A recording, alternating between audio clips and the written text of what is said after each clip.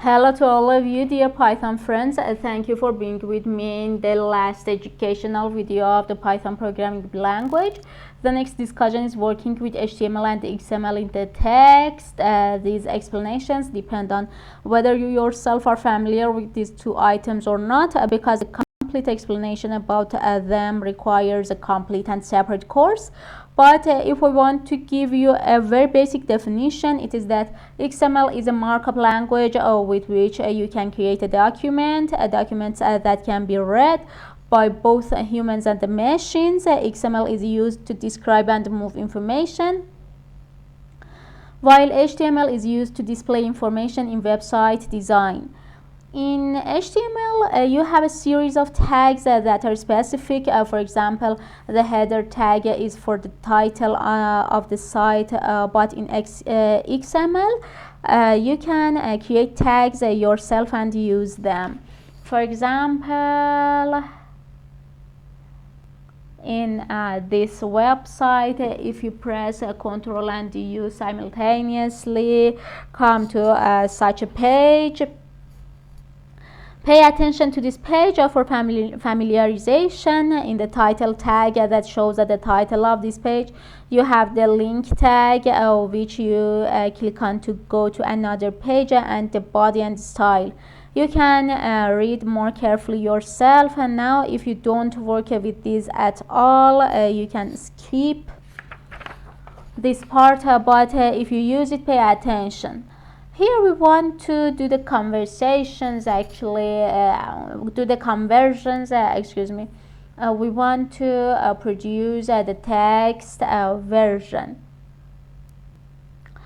Here consider, let me restart this kernel too. Okay, here consider this S. Sometimes tags are opened and closed, and others do not need to be closed, such as link. This is our string now. You want to display it if you use the print. This command displays what is written. If you want to display the document corresponding to these tags, you need to import HTML and use html.escape, applying on s inside the print function. You can have such an output. It also shows you the escape characters. A semicolon separates each one. That is, by using this command, you can get the corresponding text. If you don't want to show quotes, you can give a false value to it inside the html.escape, and you can see the output. Instead of the word quote, it displays the quotation itself. Sometimes you want to display the ASCII code of your phrase. Let me generate this character which we want here, and I have this new S.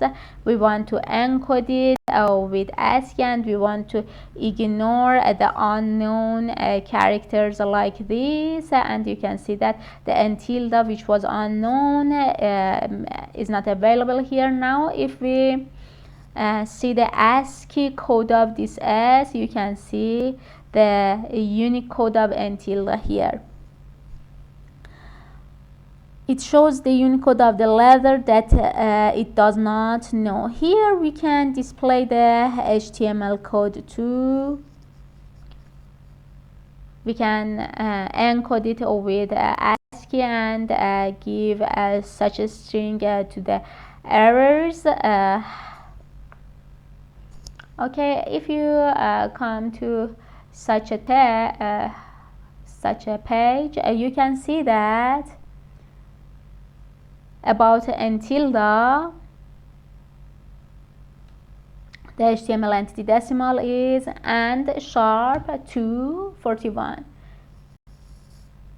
which you can see it here. HTML entity decimal is equal to &241. You can see that instead of the word it didn't know, the HTML display showed it. Actually, it showed the HTML display. Now we want to read the text representation. We must use parsers here. Okay, let's have this comment here. We want such a string. Actually, we write its equivalent using the HTML structure, the equivalence of this string in HTML structure. Instead of these double quotes, like what it is available here, instead of double quotes, we have and quote word. You can see that here we did the same, and separate each of them with a semicolon, and N and I are available in their own representations, and instead of N tilde we use this one, and sharp 241, again another semicolon, the O itself, and instead of a double quote we put this and quote. Okay, and we show this as. Now we want to unescape this as. This method is the opposite of escape actually.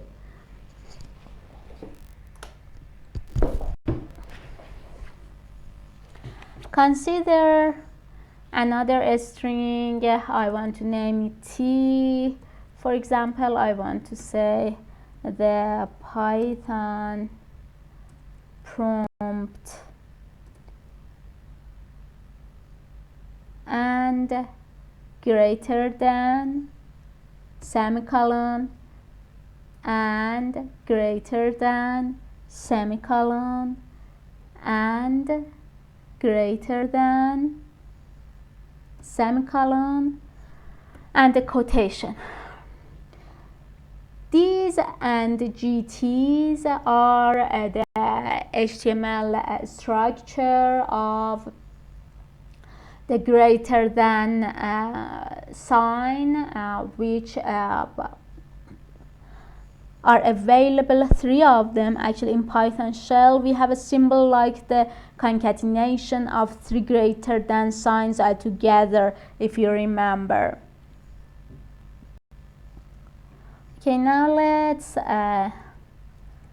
from xml.sax.sax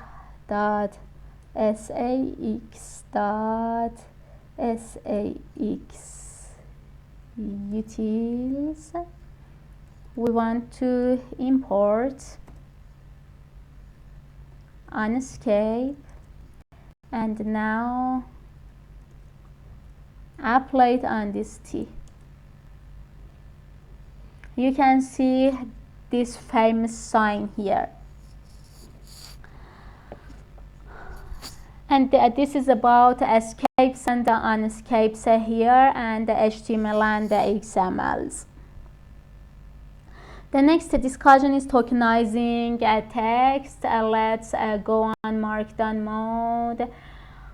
Insert a square sign, consider a space, and write the topic.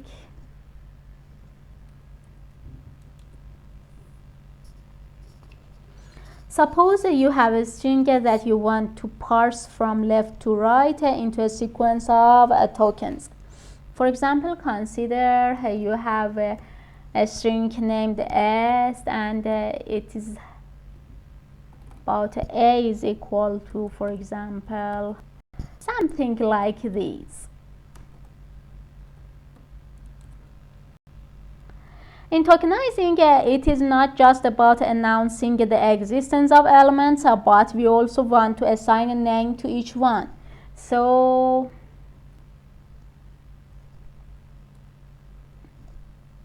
let's define a list here as tokens.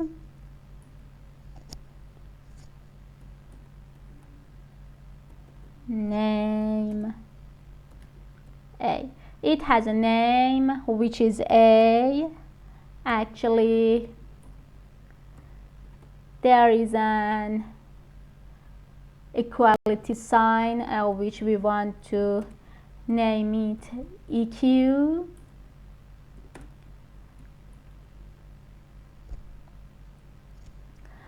Actually, additionally, there is a number which is 140,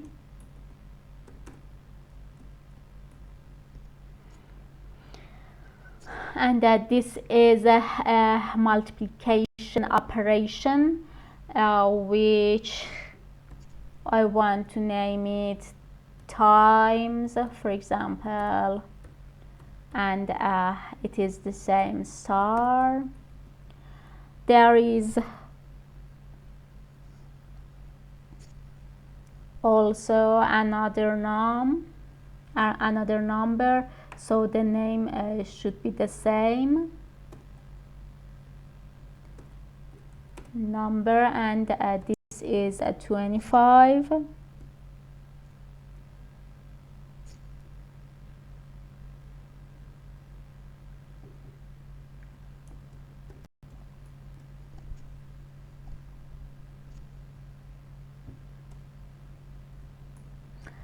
Let me come to the below. After that, we have a plus sign. I want to name it the same. Plus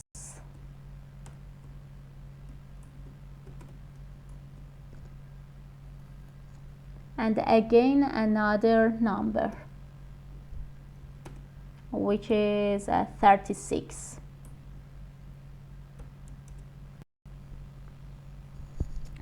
In this way, we gave a name to each element or each token actually. There is a tool to do such a powerful parsing. First, we must write the regular expression of that pattern. The general pattern is, let me comment, we need a question mark, a capital P, a less than, and here this is the token name, and a greater than. The general pattern is like that. Okay, now let me import this RE.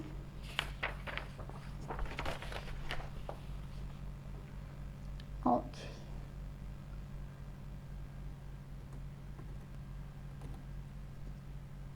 This name is R,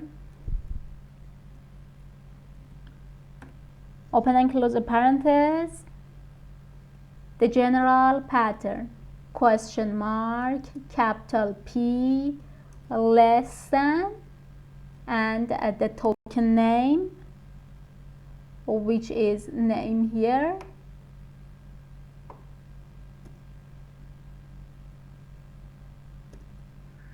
the greater than. Here we want to say what characters could be. The first character we want to say is A to Z, small a to Z. The second one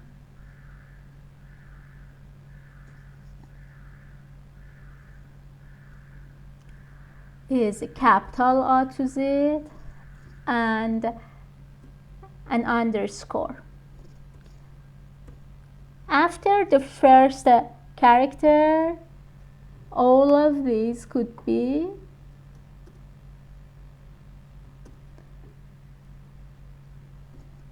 and also the numbers could be available too.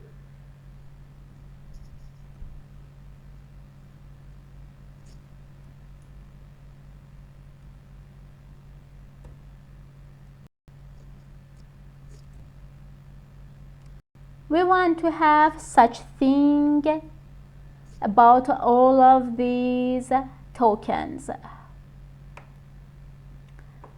Let me have a copy paste here. Then next one is can be, for example, we can act that's similarly for Nom. The name should be Nom, but what characters could be? The characters could be digits, a backslash for avoiding misinterpretation, and it should be one or more, so a plus sign is needed.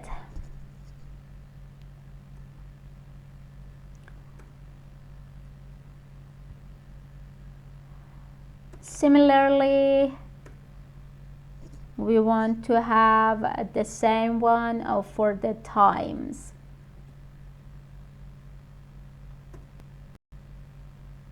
The names should place between two characters which are less than and greater than. Now, which character corresponds to this token name? A star. Similarly, we want to have something like this for the equal sign. Its name is EQ. We write this name here, and the sign and the character is the same equal character, and because there would be no misinterpretation, there is no need to put extra backslash here. We want to have something like this for plus. We had a token which was named a plus.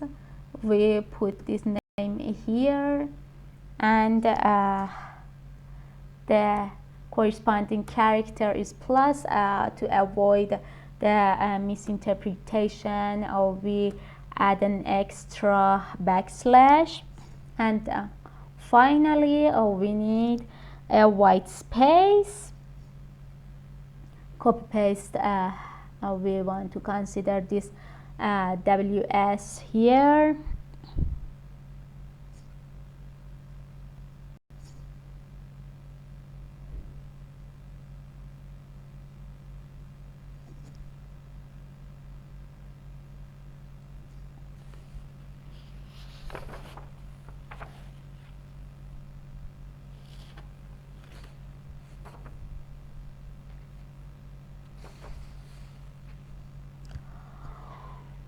Okay, and the corresponding character is backslash s from one to many.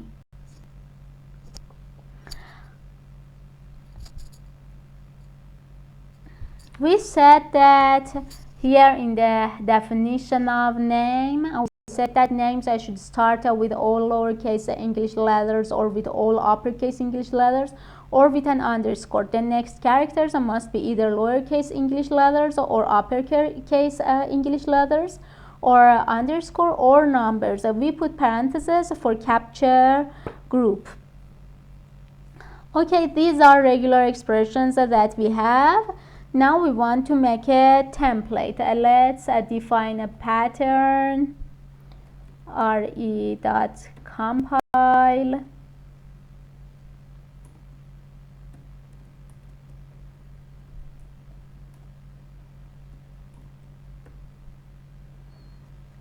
We want to have all of these.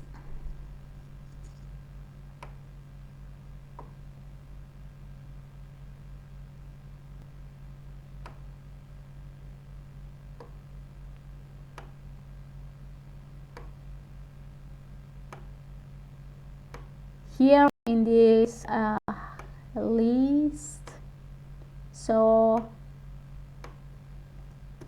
I want to copy them.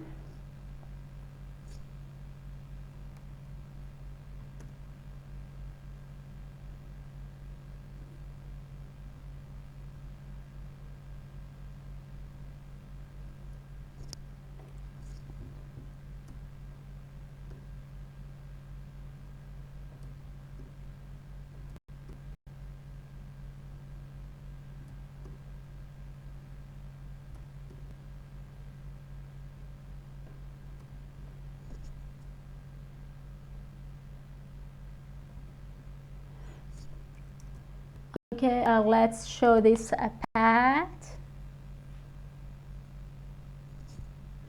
To be able to tokenize using this template, we need the scanner method.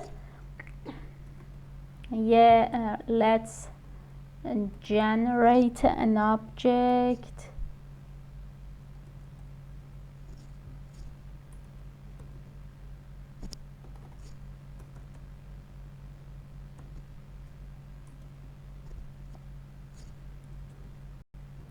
Now we want to match it.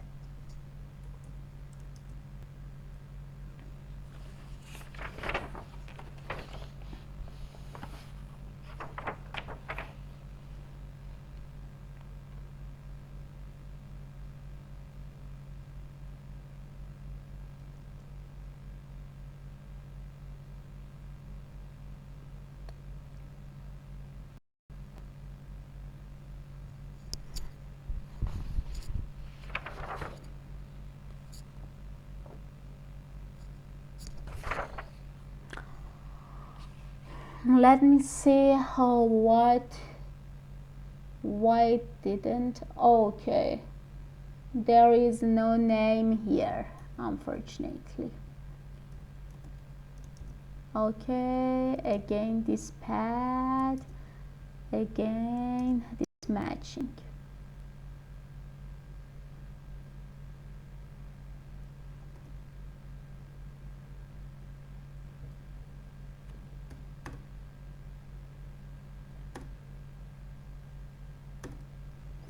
Let me see what's the problem with why it did not returns a match object.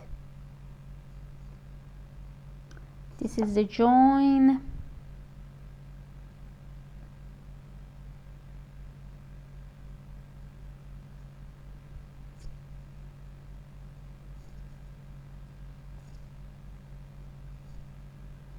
Name num times eq plus ws. Okay, this is okay. Compile.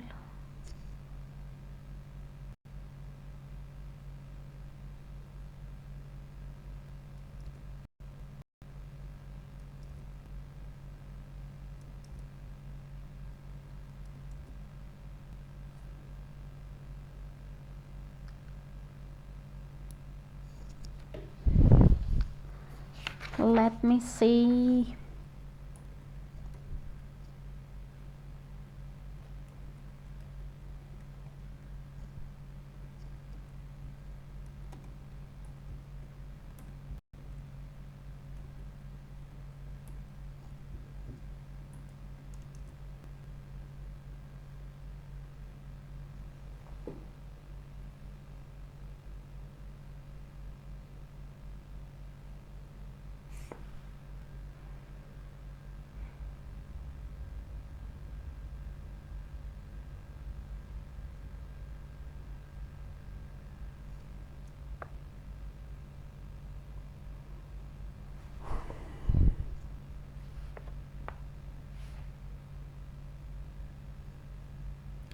What is the problem here?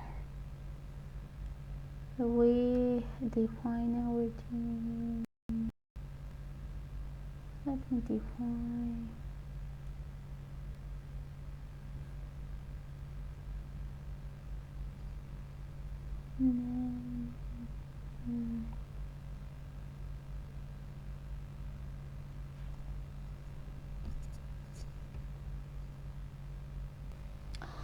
Okay, the issue was about the missing star here in the definition of this name. When I added this star here and rerun the cells, you can see that the scanner.match returns a match object and says that matches with A, and this last group and groups also returns a tuple. it says that your group is name group and corresponds to the token A. Note that this object can only be accessed once. We need to run the scanner match again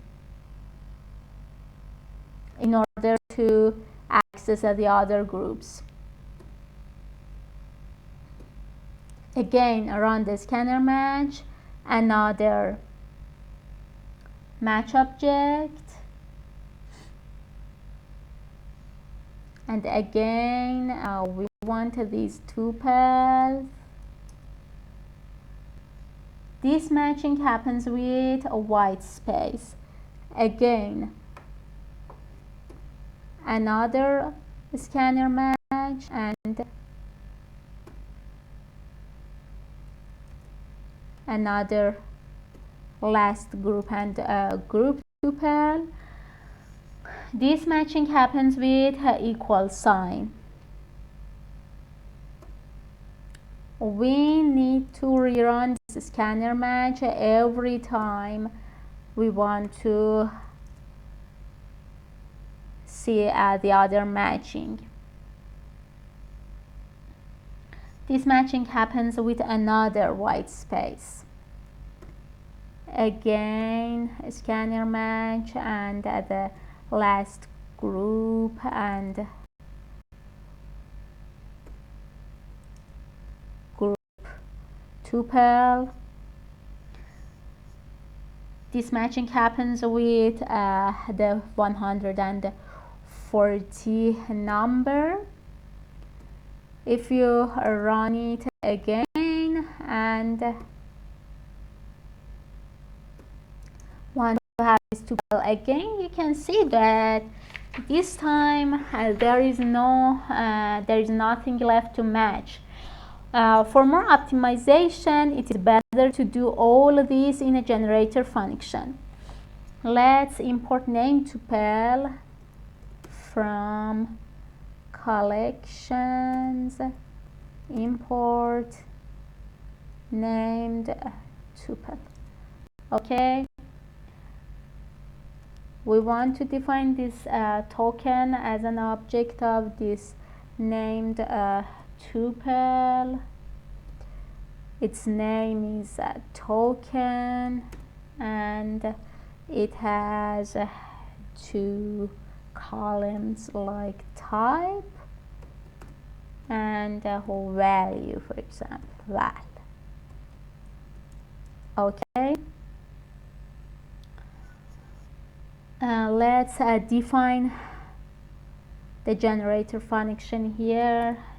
Def gen tokens, a generator actually tokens with input arguments a pattern and a text. It gives it gets actually a pattern and a text, and there should be a scanner object applying a scanner on this pattern or with input argument text, and another for loop for s in iter scanner dot match none. We want to yield token s dot last group and s dot group. The goal is to make the scanner an iterable. For this, we use the iter function in Python.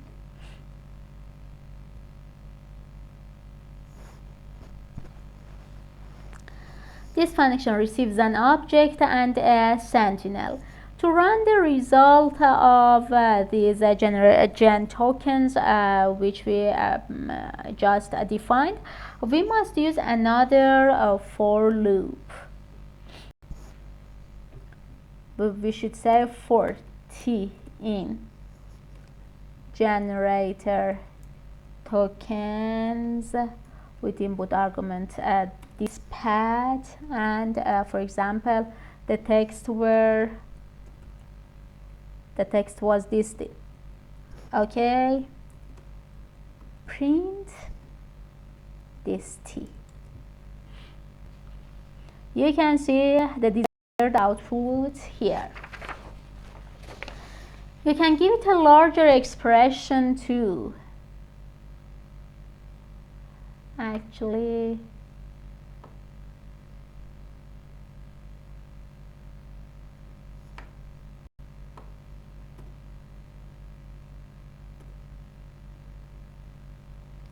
instead of this, I want to say something like this. You can see that it works correctly. So you have learned a powerful tool for very high-level analysis and processing. This tokenizing discussion can be considered the first stage of advanced text parsing and text handling discussions.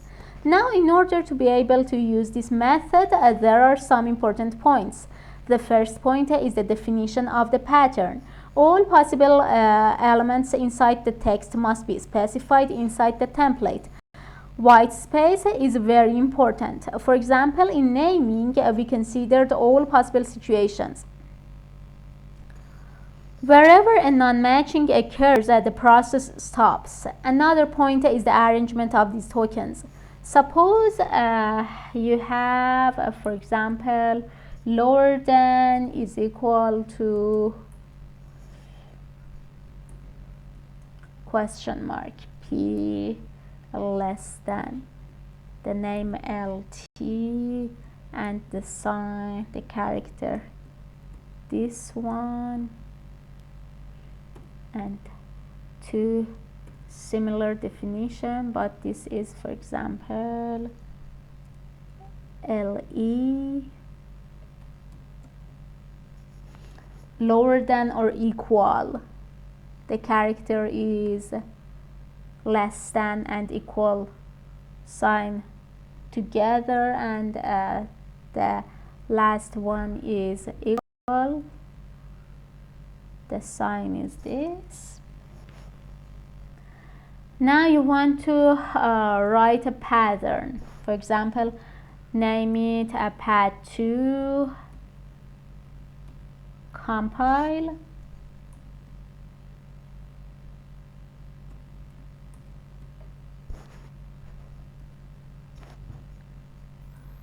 join. Thus the orders are important. For example, if you write in this way,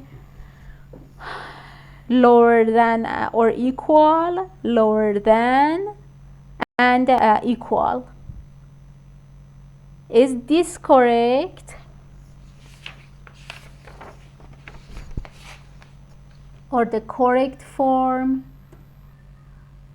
is like this, when you consider a lower than at first, and then you consider lower than or equal. Which one is correct? What are you thinking? Pay attention. If a pattern is a substring of a larger pattern, you must put the longer pattern first. That is, a lower than and equal are substrings of a lower than or equal, so we must put lower than and equal or equal at first. Okay, so the correct form is the first form.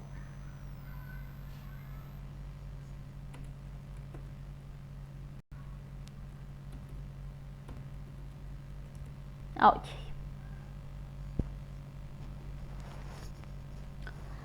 These topics require a lot of practice. This tool is very powerful in text analysis. If you are interested and want to practice more, there are two packages. Two packages are PLY and PyParsing.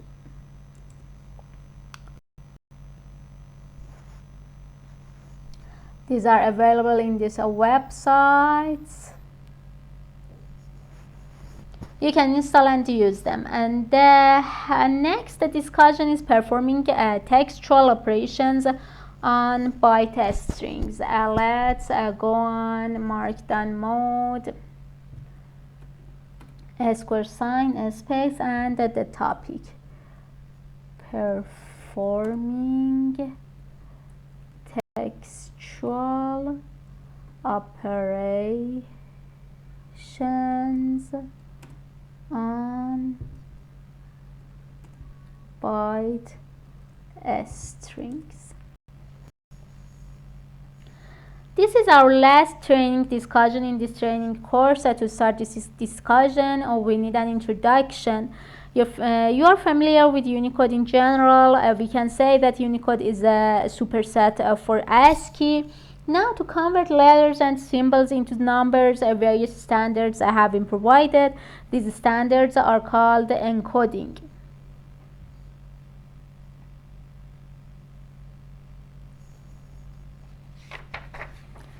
Here you can see the UTFs.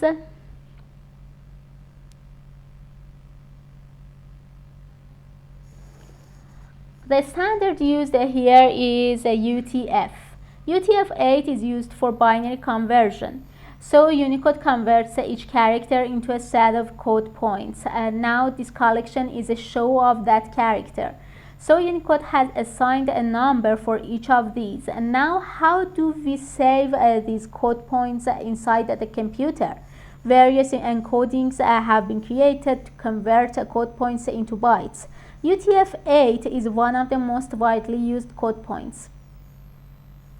Without UTF, we don't have text and strings at all, because after all, these text or string must have a numerical representation inside the computer so that the computer can understand them.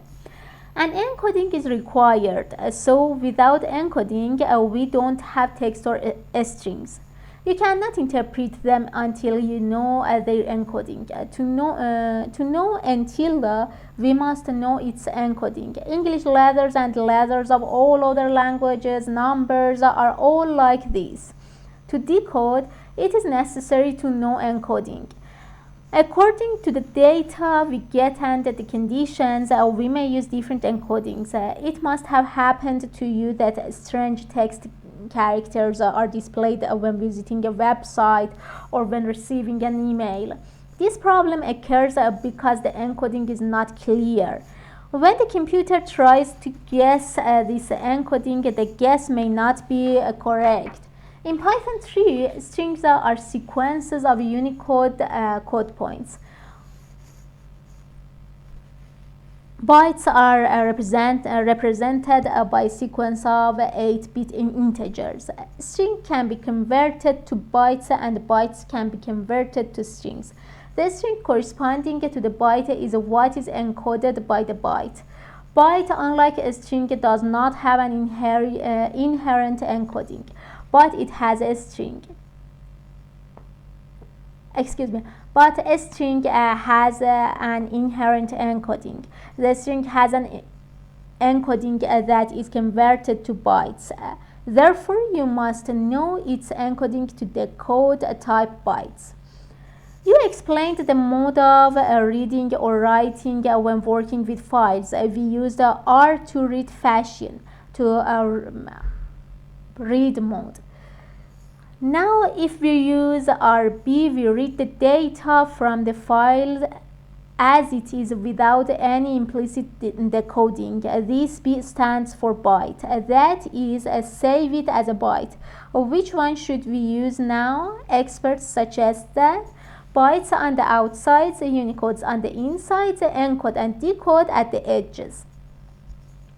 That is, the bytes are on the outer and the output layers. Unicode is used on the inside, and encode and decode is for the boundary between the two. We used to do the same thing until now. A string provides us with wonderful possibilities, and internal processing can be done with them. But for example, when working with APIs, it is better to work with bytes. The point is that many of the operations we use on strings can be used on bytes as well. How to make a byte now? For example, consider this string here.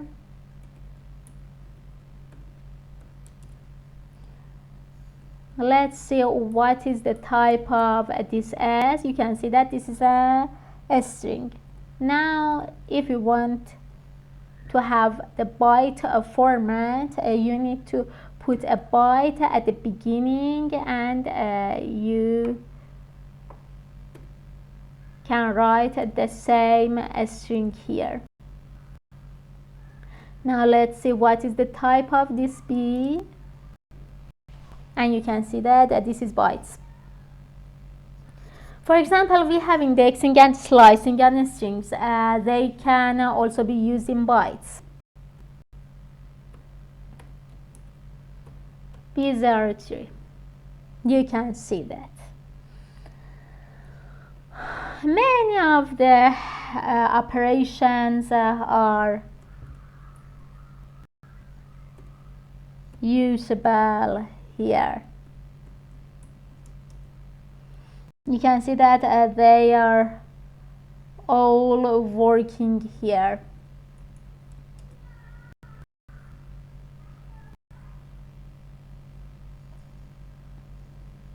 By default, it separates with white spaces. You can also use let us check the replace. For example, we want to replace Ghazal with John. You can see that it is working too. You can use the same byte arrays. You cannot change the byte, but you can use a byte array if a change is needed.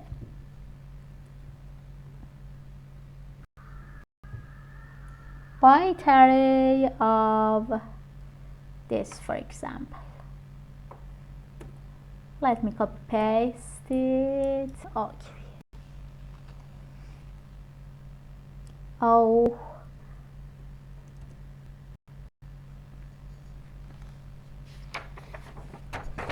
let's see what is the type of this byte array, for example. Indexing, slicing are available here too.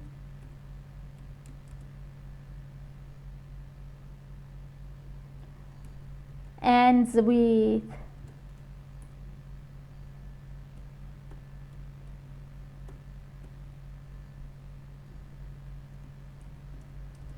they are working with such operations. You can also use regular expressions.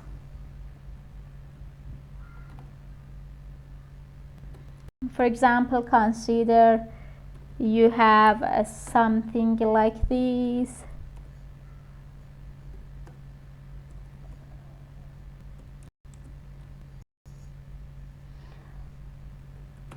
Import the re dot split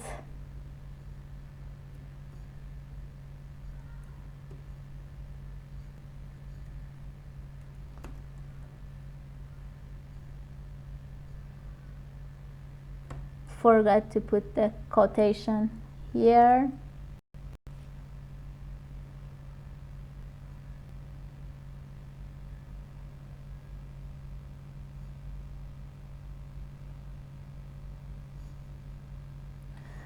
Okay, we get an error because we must specify that this regular expression is related to bytes. So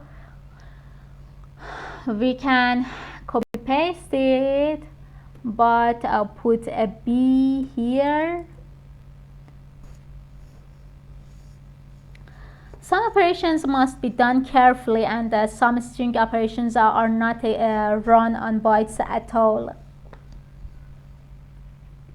Consider another string like this. Hello Udemy. What is the first element? For example, the third one. The byte format, say the same string with extra b at the beginning. Now the first element, pay attention to the output. The output is the same thing that does not encode, rather it displays the ASCII code. Let's see what is the order of capital H. The ASCII code of capital H is the same, 72. This first point is in working with bytes is that in indexing, the output is a number, which is actually the same ASCII code corresponding to the character. Let's print this B. If you don't want this B to be displayed in the output, you can write a B dot decode inside of your print and say that this decoding should be based on ASCII. Actually, you can see when you apply this decoding on your byte, what would the type be. You can see that this is changed to a string. In this way, we convert the byte into a string. Consider another string Udemy. And we want to encode it with a UTF-8. Now let's show this SB. This is the byte format. You can see that it returns its byte. Let's check it. What is the type? Bytes. Let's define another S, which is the result of decoding this SB with what method? UTF-8. Okay. Now missing a quotation showing the S, and you can see that the process is reversed. You can see that it is back to a string again. And we also performed a series of string formatting operation.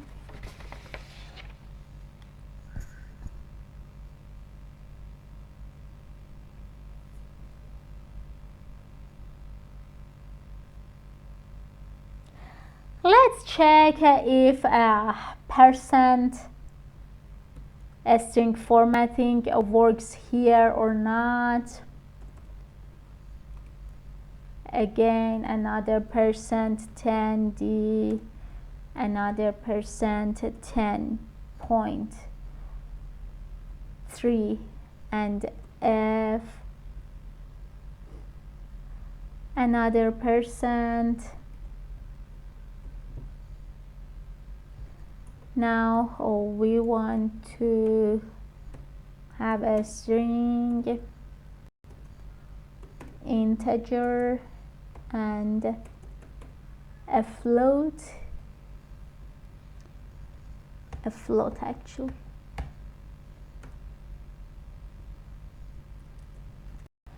In this way, we consider a space of 15 for the string, a space of 10 for the integer, and a space of 10 for the float number up to 3 digits after the point. Now, can the same thing be done using bytes? For example, we have exactly the same what we wrote here, but have a B at the beginning. Let's see what will happen. Okay, we get an error because this Udemy is a string and we want to put it in a byte. We have to convert this to byte too. So if we want to have something like this, we need an extra B here too. Now it runs. Actually, we can do something else here. We can use the curly braces method and using a format Udemy and the same integer, the same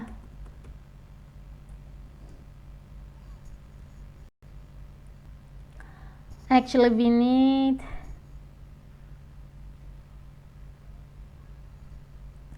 okay, as you can see, the byte method has no format. To do this, we need to remove this B so that it is out of byte state here. We need to have the same here, but we do not need this B. Instead, we want to have that encode here and specify ASCII as the method of encoding. Okay.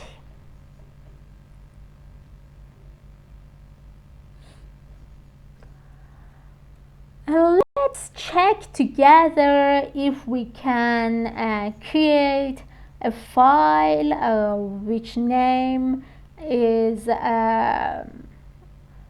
containing some unusual characters. Let me see with open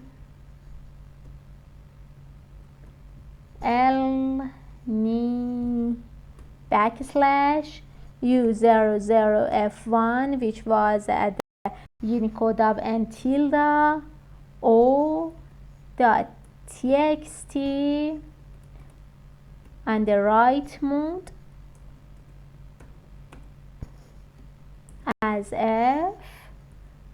f.write. For example, we want to write Udemy.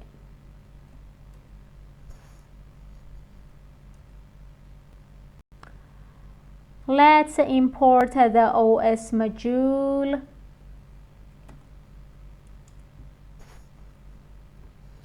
os.list there dot